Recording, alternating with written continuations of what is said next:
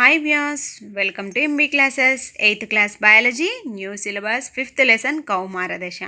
మీకు కనుక నా వీడియోస్ యూస్ఫుల్ అనుకుంటే ప్లీజ్ ఒక చిన్న లైక్ చేసి సపోర్ట్ చేయండి. Let's start. 10 లేదా 11 సంవత్సరాల వయస్సు దాటే సమయంలో పిల్లల్లో పెరుగుదల త్వరితంగా జరుగును. జీవితకాలంలో ప్రత్యుత్పత్తి పరిపక్వతను సాధించడానికి శరీరంలో మార్పులు జరిగే కాలాన్ని కౌమార దశ అంటారు. కౌమార దశ వయస్సు 11 సంవత్సరాల్లో మొదలై 18 లేదా 19 సంవత్సరాల వరకు ఉంటుంది. టీనేజర్స్ వయస్సు 13 సంవత్సరాల్లో మొదలై 18 సంవత్సరాలు లేదా 19 వరకు ఉంటుంది. కౌమారులను యుక్త వయస్కులు టీనేజర్స్ అంటారు. కౌమార దశలో మానవ శరీరంలో అనేక మార్పులకు లోనగును. ఈ మార్పునే యుక్త వయస్సును సూచిస్తుంది. యుక్త వయస్సులో పొందే ముఖ్యమైన మార్పు ప్రత్యుత్పత్తి జరపగల సామర్థ్యం.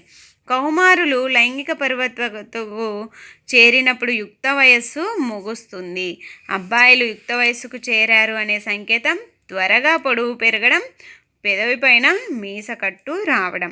సంపూర్ణ ఎత్తును లెక్కించడానికి సెంటీమీటర్స్ కొరకు చూడండి.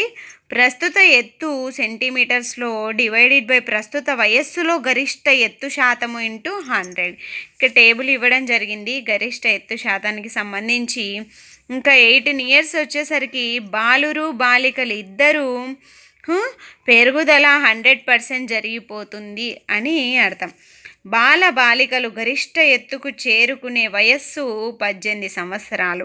యుక్త వయస్సుకు చేరిన పిల్లల్లో భుజాలు సాధారణ పెరుగుదల మూలంగా వెడల్పు అవుతాయి.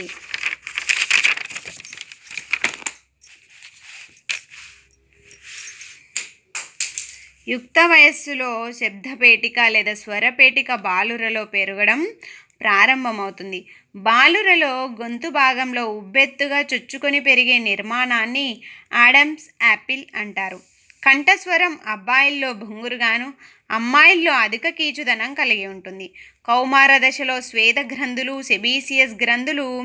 సెబీసియస్ గ్రంథులని తైల గ్రంథులని కూడా అంటారు. ఇవి స్రావాలు పెరుగుతాయి. ఈ గ్రంథుల స్రావాల ద్వారా యుక్త వయసులో ముఖంపై మొటిమలు ఎక్కువగా వస్తాయి. స్వేద గ్రంథులు, తైల గ్రంథులు మరియు లాలాజల గ్రంథులు వంటి కొన్ని గ్రంథులు వాటి స్రావాలను నాళాల ద్వారా విడుదల చేస్తాయి. కాబట్టి ఇవి నాళ గ్రంథులు. కానీ అంతఃస్రావ గ్రంథులు హార్మోన్లను నేరుగా రక్తంలోనికి విడుదల చేస్తాయి. అందువలన వీటిని వినాళ గ్రంథులు అని అంటారు. యుక్త వయస్సులో పురుష ప్రత్యుత్పత్తి అవయవాలైన ముష్కాలు, పురుషాంగం పూర్తిగా అభివృద్ధి చెందుతాయి. ముష్కాలలో శుక్రకణాలు ఉత్పత్తి ప్రారంభమవును. అమ్మాయిలలో స్త్రీబీజ కోశాలు పెద్దవిగా అయి అండాలు పరిణతి చెందడం ప్రారంభమవుతుంది. స్త్రీబీజ కోశాల పరిపక్వత చెందిన అండాలను విడుదల చేస్తాయి. వ్యక్తి ఆలోచన విధానాలలో మార్పులు తెచ్చే దశ కౌమార దశ. కౌమారులు ఎక్కువ స్వతంత్రంగా ఉండడంతో పాటు స్వీయ స్పృహను కలిగి ఉంటారు. మేధ అభివృద్ధి జరుగును. ఆలోచించడానికి సమయాన్ని వెచ్చిస్తారు.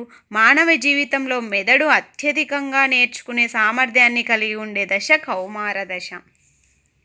శారీరక మానసికంగా వస్తున్నటువంటి మార్పులను సర్దుబాటు చేసుకునే దశలో అభద్రతా భావానికి లోనయ్యే దశ కూడా కౌమార దశనే. పురుషులలో ముష్కాలు, స్త్రీలలో స్త్రీబీజ కోశాలు ప్రత్యుత్పత్తి అవయవాలు. ముష్కాలు శుక్రకణాలను, స్త్రీబీజ కోశాల అండాలను అనే సంయోగ బీజాలను ఉత్పత్తి చేస్తాయి. అమ్మాయిలలో వక్షోజాల ఎదుగుదల, అబ్బాయిలలో మీసాలు గడ్డాలు రావడం అనేది లక్షణాలు ద్వితీయ లైంగిక లక్షణాలు.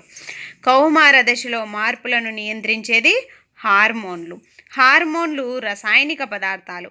హార్మోన్లను విడుదల చేయు గ్రంథులు అంతఃస్రావి గ్రంథులు లేదా వినాళ గ్రంథులు. అబ్బాయిలలో ముష్కాలు పురుష హార్మోన్ టెస్టోస్టిరాన్ను స్రవించును. అమ్మాయిలలో స్త్రీ ప్రత్యుత్పత్తి హార్మోన్ ఈస్ట్రోజన్. వక్షోజాల్లో పాలను స్రవించే గ్రంథులను క్షీర గ్రంథులు అంటారు. ఈస్ట్రోజన్ను స్రవించే గ్రంథులు అంతఃస్రావి గ్రంథులు అయినటువంటి పీయూష గ్రంథి ఈస్ట్రోజన్ను స్రవించును. అంతఃస్రావి గ్రంథులు స్రవించే హార్మోన్ రక్తనాళాల్లో విడుదల చేయబడును. పీయూష గ్రంథి మరో పేరు పిట్యూటరీ గ్లాండ్. పీయూష గ్రంథి FSH అనే హార్మోన్ని కూడా రిలీజ్ చేస్తుంది, ఫాలికల్ స్టిమ్యులేటింగ్ హార్మోన్. ప్రత్యుత్పత్తి జరపడానికి ప్రారంభ దశ యవ్వన దశ. స్త్రీలలో ప్రత్యుత్పత్తి దశ యుక్త వయస్సు 10 to 12 ఇయర్స్లో ప్రారంభమై 45 నుంచి 50 సంవత్సరాల వరకు కొనసాగును. స్త్రీ బీజకోశం ఒక అండాన్ని విడుదల చేయుటకు పట్టు కాలం 28 నుంచి 30 రోజులు. అండం ఫలదీకరణం చెందితే స్త్రీ గర్భధారణకు దారితీస్తుంది. అండం ఫలదీకరణ చెందకుంటే రక్తస్రావం జరుగును. దీనిని ఋతుచక్రం లేదా బహిష్టు అంటారు. ఋతుచక్రం 28 నుంచి 30 రోజులకు ఒకసారి పూర్తవుతుంది. మొదటి ఋతుచక్రాన్ని రజస్వల అంటారు. ఋతుచక్రం 45 నుంచి 50 సంవత్సరాల లోపల ఆగిపోను. ఇలా ఋతుచక్రం ఆగిపోవడాన్ని మెనోపాజ్ అంటారు. స్త్రీలలో ప్రత్యుత్పత్తి రజస్వల నుండి మెనోపాజ్ వరకు కొనసాగుతుంది. మానవునిలోని కణాలలోని కేంద్రకంలో ఉండే క్రోమోజోముల సంఖ్య 23 జతలు. వీటిలో XY అనే 2 క్రోమోజోములను లైంగిక క్రోమోజోములు లేదా అల్లోజోములు అంటారు. లైంగిక క్రోమోజోములకు మరో పేరు అల్లోజోములు. స్త్రీలలో 2 X క్రోమోజోములు, పురుషులలో ఒక X ఒక Y క్రోమోజోములు ఉంటాయి. సంయోగ బీజాలైన శుక్రకణంలో XY క్రోమోజోములు ఉంటాయి. అండంలో XX క్రోమోజోములు ఉంటాయి.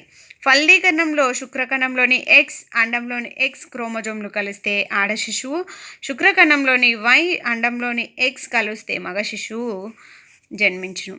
గర్భస్థ శిశువు లైంగికతను నిర్ధారించే క్రోమోజోమ్ తండ్రి లైంగిక క్రోమోజోమ్. పీయూష గ్రంథి మెదడుకు అతుక్కొని ఉంటుంది. చూడండి అంతఃస్రావి గ్రంథులు. పీయూష గ్రంథి, థైరాయిడ్, క్లోమము, అధివృక్క గ్రంథి. థైరాయిడ్ గ్రంథి స్రవించే హార్మోన్ థైరాక్సిన్. థైరాక్సిన్ లోపం వలన వచ్చు వ్యాధి గాయిటర్. క్లోమ గ్రంథి స్రవించే హార్మోన్ ఇన్సులిన్. ఇన్సులిన్ లోపం వలన వచ్చే వ్యాధి మధుమేహము డయాబెటీస్. అధివృక్క గ్రంథి స్రవించే హార్మోన్ అడ్రినలిన్. దీన్ని అడ్రినలిన్ గ్లాండ్ అంటారు కదా, సో అందుకని అడ్రినలిన్ హార్మోన్ విధి రక్తంలో లవణాల సమతుల్యతను పెంచడం, కోపం, ఆందోళన, ఇబ్బంది కలిగే ఒత్తిడి శరీరంలో సర్దుబాటు చేసుకునేయడం.